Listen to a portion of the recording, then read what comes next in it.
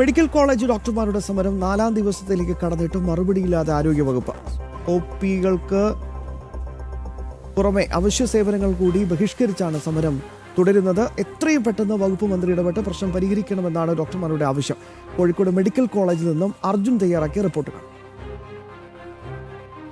വിവിധ ആവശ്യങ്ങൾ ഉന്നയിച്ച് 6 ദിവസമായി ഡോക്ടർമാർ സമരത്തിലാണ്. അത് കഴിഞ്ഞോ ഇപ്പോൾ ഒരു 3 ദിവസമായി സമ്പൂർണ്ണ ഒരു സമരത്തിലേക്ക് ഇറങ്ങിയിരിക്കുകയാണ് ഡോക്ടർമാർ. ഒ പി അടക്കം ബഹിഷ്കരിച്ചു. മാത്രമല്ല ആവശ്യമായിട്ടുള്ള ഓപ്പറേഷൻ മാത്രമേ ഇവിടെ നടത്തുന്നുള്ളൂ. മറ്റു കാര്യങ്ങളൊക്കെ മാറ്റിവെക്കുന്ന ഒരു സാഹചര്യമാണ് ഉണ്ടാകുന്നത്. അതിൽ രോഗികളും വലിയ രീതിയിലുള്ള ഒരു പ്രതിസന്ധിയിലാണ് ഉള്ളത്. അതിനപ്പുറത്തേക്ക് ഇവരുടെ കാര്യങ്ങൾ കൃത്യമായി പരിഗണിക്കുക എന്നുള്ളതാണ് ഡോക്ടർമാരുടെ പ്രധാനമായിട്ടുള്ള ഒരു ആവശ്യം. കാരണം കുടിശ്ശിക അടക്കമുണ്ട്, അവയൊക്കെ പരിഹരിക്കുക. മാത്രമല്ല വേണ്ട ആവശ്യമുള്ള ഡോക്ടർമാരെയൊക്കെ സ്ഥിരമായി നിയമിക്കുക എന്നുള്ളതടക്കമുള്ള ആവശ്യങ്ങളാണ് ഇവർ പ്രധാനമായി ഉന്നയിക്കുന്നത്. എന്നാൽ തന്നെ നമ്മളോട് ഇവർ പ്രതികരിക്കുന്നുണ്ട്. ഇത്ര ദിവസമായി, കുറേ ദിവസങ്ങളായി, നിങ്ങൾ 6 ദിവസത്തിന് മുകളിലായി ഇവിടെ ഇങ്ങനെ ഇരിക്കുന്നു. പക്ഷേ ഇതുവരെ യാതൊരു വിധത്തിലുള്ള ഒരു നടപടി ഉണ്ടായിട്ടില്ല. ഇല്ല, യാതൊരു വിധത്തിലുള്ള നടപടി ഉണ്ടായിട്ടില്ല. ആരോഗ്യ മേഖലയിലെ നേട്ടങ്ങൾ, ഈ ഡോക്ടർമാർ അഹോരാത്രം പണിയെടുക്കുന്നതിൻ്റെയും അർപ്പണ മനോഭാവത്തോടെയും ആത്മാർത്ഥതയോടെയും പണിയെടുക്കുന്നതിൻ്റെയും നേട്ടങ്ങൾ വീമ്പ് പറഞ്ഞ് സ്വന്തമാക്കാൻ യാതൊരു മടിയും കാണിക്കാത്ത ഗവൺമെൻറ് ഈ ഒരു കൃത്യമായ വിഭവശേഷി ഇവിടെ നൽകുന്നതിനോ ഡോക്ടർമാരുടെയോ അല്ലെങ്കിൽ ആരോഗ്യ പ്രവർത്തകരുടെയോ ആവശ്യങ്ങൾ കൃത്യമായി അറിഞ്ഞുകൊണ്ട് ചെയ്യുന്നതിനോ അടിസ്ഥാന സൗകര്യങ്ങൾ ഒരുക്കുന്നതിനോ തികഞ്ഞ നിസ്സംഗതയാണ് പുലർത്തുന്നത് എന്നുള്ളത് KGMCTയെ കാലങ്ങളായി ഉയർത്തുന്ന ഒരു ആരോപണം തന്നെയാണ്. ഞങ്ങളുടെ സ്റ്റാഫ് പാറ്റേൺ ആയാലോ അല്ലെങ്കിൽ അടിസ്ഥാന സൗകര്യങ്ങൾ ഒരുക്കുന്നതിലായോ ഈ സർക്കാർ തികഞ്ഞ നിസ്സംഗത തന്നെയാണ് പുലർത്തിയിട്ടുള്ളത്. ഇപ്പോഴും 1961 സ്റ്റാഫ് പാറ്റേൺ പുലർത്തുന്ന ആശുപത്രികളാണ് നമുക്കുള്ളത്.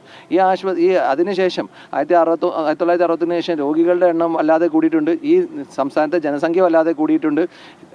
ഗവൺമെൻറ് ആശുപത്രികളെ ആശ്രയിക്കുന്നവരുടെ എണ്ണം ഈ സംസ്ഥാനത്തെ പ്രത്യേക സാമ്പത്തിക സ്ഥിതി വിശേഷം കൊണ്ട് വല്ലാതെ കൂടിയിട്ടുണ്ട്. ഇപ്പോൾ ലോവർ മിഡിൽ ക്ലാസ് വരെയുള്ള ആളുകൾ സൂപ്പർ സ്പെഷ്യാലിറ്റികളെ ധാരാളമായി ആശ്രയിക്കുന്ന ഒരു സ്ഥിതിയാണുള്ളത്. കാരണം കോർപ്പറേറ്റ് ആശുപത്രികൾ കൂടുതൽ കോർപ്പറേറ്റ് വൽക്കരിക്കപ്പെട്ടതുകൊണ്ട് അവർക്കത് അങ്ങോട്ട് എത്തിപ്പെടാൻ വളരെ സാമ്പത്തികമായി ബുദ്ധിമുട്ടുണ്ട് സംസ്ഥാനത്തെ സാമ്പത്തിക സ്ഥിതിവിശേഷം കൊണ്ട്. ഇതൊന്നും പരിഗണിക്കാതെ ഇപ്പോഴും 1961 സ്റ്റാഫ് പാറ്റേൺ വെച്ച് തന്നെയാണ് ഗവൺമെൻറ് പോകുന്നത്. അപ്പോൾ അടിസ്ഥാന സൗകര്യങ്ങളിലും മാനവ വിഭവശേഷിയിലും അതേപോലെ തന്നെ ഇതിലേക്ക് ഫണ്ട് നീക്കി വെക്കുന്നതിലുമൊക്കെ പുലർത്തുന്ന നിസ്സംഗത തന്നെയാണ് നമ്മുടെ കാര്യത്തിലും സർക്കാർ പുലർത്തുന്നത്.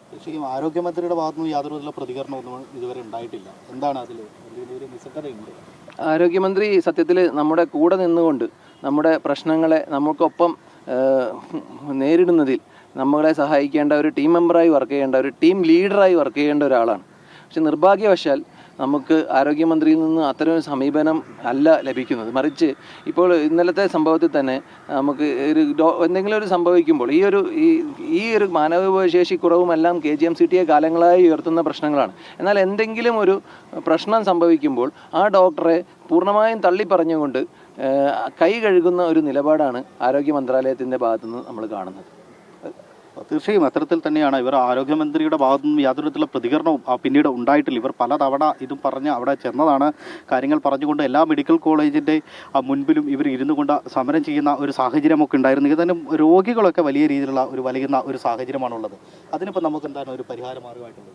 ഈ സമരം കൊണ്ട് രോഗികൾക്ക് വലിയ രീതിയിൽ ബുദ്ധിമുട്ടുണ്ടായിട്ടുണ്ട്. അതേപോലെ തന്നെ ഈ സർക്കാർ മെഡിക്കൽ കോളേജിലെ വിദ്യാർത്ഥികൾക്ക് വലിയ ബുദ്ധിമുട്ടുണ്ടായിട്ടുണ്ട്. രോഗികളെന്ന് പറയുമ്പോൾ നമ്മുടെ മെഡിക്കൽ കോളേജിൽ എത്തുന്നത് വളരെ കഷ്ടപ്പെടുന്ന പാവപ്പെട്ട നിരാലംബരും നിരാശ്രയരുമായ രോഗികളാണ്. സമൂഹത്തിലെ ഏറ്റവും താഴെക്കിടയിലുള്ള രോഗികളാണ് ഇവിടെ എത്തുന്നത്. അതേപോലെ തന്നെ വിദ്യാർത്ഥികളാണെങ്കിൽ ഏറ്റവും മികച്ച വിദ്യാർത്ഥികളാണ് ഇവിടെ എത്തുന്നത്.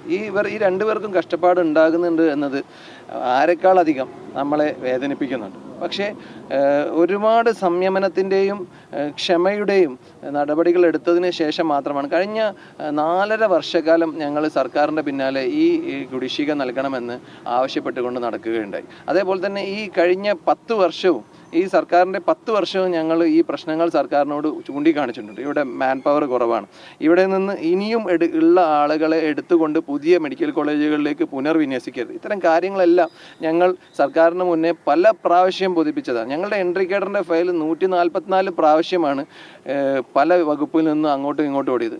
ഈ സർക്കാരിന് ഇവിടെ ബാർ ഉടമകളുടെ 11 മണി എന്നുള്ളത് 12 മണി ആക്കാൻ ആ ഒരു നിയമം പാസ്സാക്കാൻ വേണ്ടി വന്നത് വെറും 49.5 മണിക്കൂറാണ്. ഞങ്ങളുടെ ഒരു കാര്യം വരുമ്പോൾ എന്തിനാണ് 4.5 കൊല്ലവും 10 കൊല്ലവും വെച്ച് താമസിപ്പിക്കുന്നത്? ഈ 49 മണിക്കൂർ കൊണ്ട് നിങ്ങൾക്ക് ഒരു ഫയൽ തീർപ്പാക്കാൻ പറ്റുമെന്ന് നിങ്ങൾ തന്നെ തെളിയിച്ചതാണ്.